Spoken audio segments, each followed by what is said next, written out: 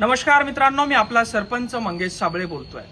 मागच्या जवळजवळ 7 वर्षापासून जनहितासाठी आंदोलन करतोय आणि त्याचं बक्षीस या ठिकाणी आज मला मिळालेलं आहे। सन्माननीय सिटी चौक पोलीस स्टेशनचे एसीपी यांच्याकडनं ही नोटीस मला मिळालेली आहे।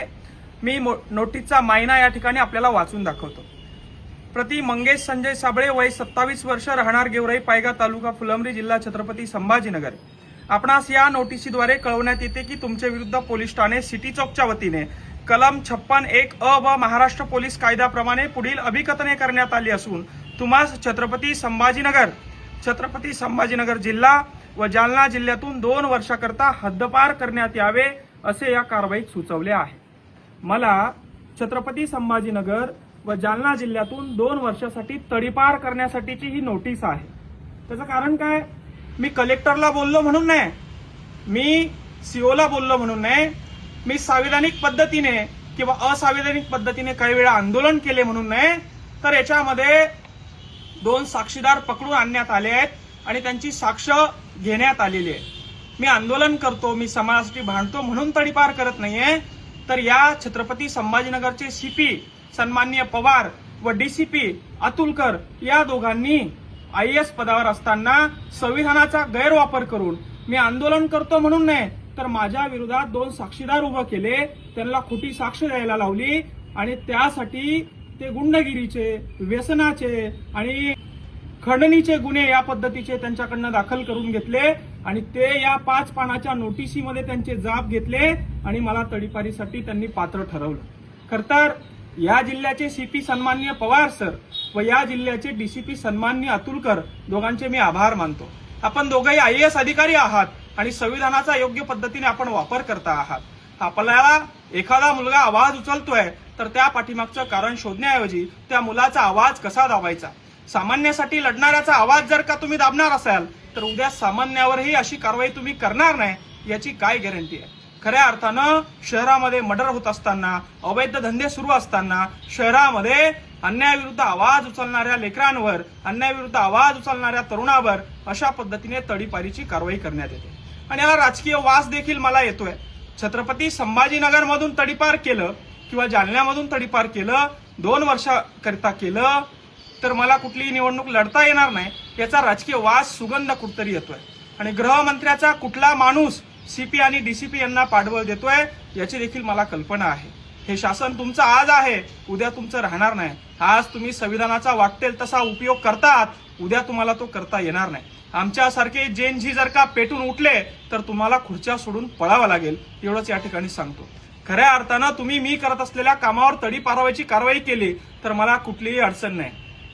मला तुम्ही एन्काउंटर जरी केलं, मला MPDA केलं तरी मला कुठली अडचण नाही, पण माझा स्वाभिमान, माझा सन्मान आणि मी करत असलेलं काम बाजूला सोडून माझ्यावर खोटे गुन्हे दाखल करून या ठिकाणी तुम्ही ही कारवाई करत आहात। यामुळे सीपी आणि डीसीपी संविधानाचा गैरवापर कशा पद्धतीने करत आहात। हे IAS लेवलचे अधिकारी हुशार असतात, यांनी काहीतरी चांगलं काम करायला पाहिजे। यांच्या कर्तृत्वावर देश आज टिकून आहे असं कुठेतरी वाटत होतं, मात्र हे IAS लेवलचे सीपी आणि डीसीपी अतुलकर आणि पवार हे दोघंही राजकीय नेत्यांची कठपुतली झालेली आहे असंच कुठेतरी दिसून येतं। मागच्या वेळी जेव्हा मला हे सीपी पवार साहेबकडे घेऊन गेले, पवार साहेब वारंवार मला एकच प्रश्न विचारत होते, गाडी का जाळतो, गाडी का जाळली, गाडी का जाळली? मी सांगितलं, अरे बाबा, माझ्या समाजाचं रक्त सांडलं होतं, माझ्या समाजावर लाठीचार्ज झालता म्हणून गाडी जाळली। गाडी नसती जाळली तर मी स्वतःला जाळलं असतं म्हणून गाडी जाळली। या गाडी जाळण्यावर त्यांना एवढा काय त्रास झाला हे मला समजायला पर्याय नाही। मग असं असताना गाडी जाळली म्हणून, असं असताना समाजासाठी काम केलं म्हणून, असं असताना कलेक्टरला, सीओला, विविध अधिकाऱ्यांना जाब विचारला म्हणून कारवाई करायला हवी, तर कारवाई कशा आधारे केली हे मी आपल्याला दोन्ही साक्षीदाराचे कथन वाचून दाखवतो। सुमारे 1 महिन्यापूर्वीची गोष्ट आहे, साक्षीदारास नेमकी तारीख आठवत नाही। संध्याकाळी 7:30 वाजेच्या सुमारास साक्षीदार शेतात राहत असल्याने किराणा सामान घेण्यासाठी आमच्या गेवराई पायगा गावात आलो होतो, तेव्हा आमच्या गावातील ग्रामपंचायतच्या बाजूला असलेल्या मोकळ्या मैदानात मंगेश साबळे आणि त्यांचे काही साथीदारी नशा करत बसले होते। त्यांनी मला पाहून इकडे ये म्हणून आवाज दिला।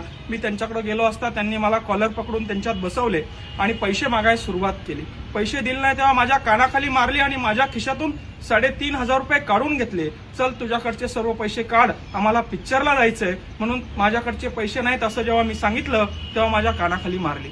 आणि हे खोटे गुन्हे. किती पैसे काढले? 3,500. दादा हो, मी माझ्या गावामध्ये 7:30 वाजेच्या दरम्यान दारू पीत बसलो होतो माझ्या सोबत्याबरोबर आणि एका जणाला मी बोलवलं, 3,500 त्याच्या खिशातले काढले आणि त्याच्या कानपटीत मारली. हा गुन्हा माझ्यावर दाखल केला. अरे मी सरपंच आहे, मी 150 विहिरी मंजूर केला. एका विहिरीच्या 5,000 10,000 जरी घेतले तर 3, 4, 5 लाख रुपये कशी मी जमा करू शकतो? 3,500 रुपयासाठी मी एखाद्याच्या कानपटीत मारेल? आणि याने कुठेही तक्रार केली नाही. आज मोबाईल आहे लोकांकडे, याने कुठेही व्हिडिओ काढला नाही. असे खोटे जाब घेऊन, आणि हा जाब कशाच्या आधारावर दिलाय? हकीकत सांगून साक्षीदाराने यानंतर कुठेही साक्ष अथवा जबाब देणार नाही या अटीवर सदरचा जबाब दिलाय. वाक्याचा अर्थ लक्षात येतोय? हकीकत सांगून साक्षीदाराने यानंतर कुठेही साक्ष अथवा जबाब देणार नाही या अटीवर, म्हणजे मी समोर येणार नाही, माझी साक्ष अशीच ठेवा. दुसरा साक्षीदार काय म्हणते पहा. 4 वाजेच्या सुमारास साक्षीदार यांच्या मोटरसायकलवर फुलंब्री येथून गेवराई पायगा गिरजा नदीच्या पुलावरून जात असताना मंगेश सावळे यांच्या काळ्या रंगाच्या स्कॉर्पिओमध्ये मला क्रॉस झाले. त्यांनी मला पाहून त्यांची स्कॉर्पिओ माझ्या पाठीमागं लावली. ती माझ्या गाडीला आडवी लावली आणि मला गाडीच्या खाली ओढून माझ्या कानाखाली मारून गिरजा नदीच्या पुलाखाली घेऊन गेले आणि माझ्या खिशातले 4,500 रुपये काढून घेतले. अरे काय धंदे झाले? सीपी आणि डीसीपी लेवलचे अधिकारी तुम्हाला असे खोटे चाळे करायला सुचतात कसे रे? असा कसा तुम्ही देश चालवणार आहे रे?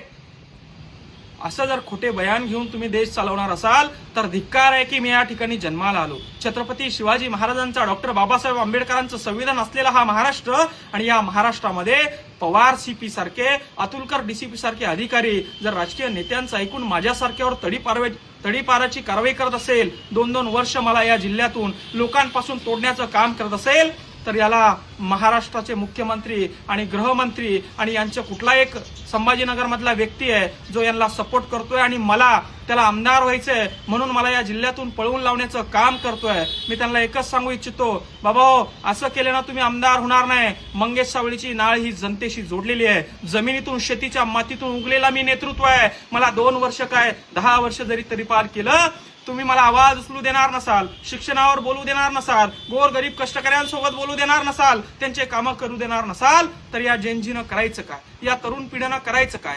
या व्यवस्थेचे फटके आम्ही खाणार नाही. इथून तडीपार झालो म्हणून काय झालं? महाराष्ट्रातून, मराठवाड्यातून भीक मागो आंदोलन आम्ही सुरू करतो, झोळी घेतो आणि भीक मागून आमचं पोट या ठिकाणी आम्ही भरतो. भीक मागून एक मंगेश सावळे जर का तुम्ही छत्रपती संभाजीनगर मधून काढत असाल तर असे हजारो मंगेश सावळे महाराष्ट्रात तयार करतो आणि महाराष्ट्र दौरा आम्ही सुरू करतो, हेच या ठिकाणी मी सांगतो. आणि सीपी आणि डीसीपी आणि गृहमंत्र्याचा तो इथला असलेला ओएसडी, त्यांना चेतावणी आहे, तुम्ही जर का मंगेश सावळेला तडीपार करणार असाल, मंगेश सावळे शांत बसणार नाही. तुम्ही सन्माननीय मनोजदादा जरांगे यांच्याविषयी काय कट रचले, काय काय ऑफर माझ्याकडे घेऊन आले, कुठल्या कुठल्या हॉटेलमध्ये बसले, हे सगळे पुरावे माझ्याकडे आहेत. मनोजदादा यांचं आंदोलन मोडण्यासाठी, त्यांच्यावर डाव टाकण्यासाठी तुम्ही सगळे केलेले खेळ मी अजून समाजासमोर बोललो नाही. तुमचं आमचं काही नातं लागतं म्हणून मी शांत आहे, पण जर का मी बोललो तर तुम्हाला ही जनता पळू पळू मारल्याशिवाय राहणार नाही. एवढे मोठे हे तुमचे गुन्हे, एवढंच सांगतो आणि मी तडीपार व्हायला तयार आहे हे देखील सांगतो. जय जवान, जय किसान.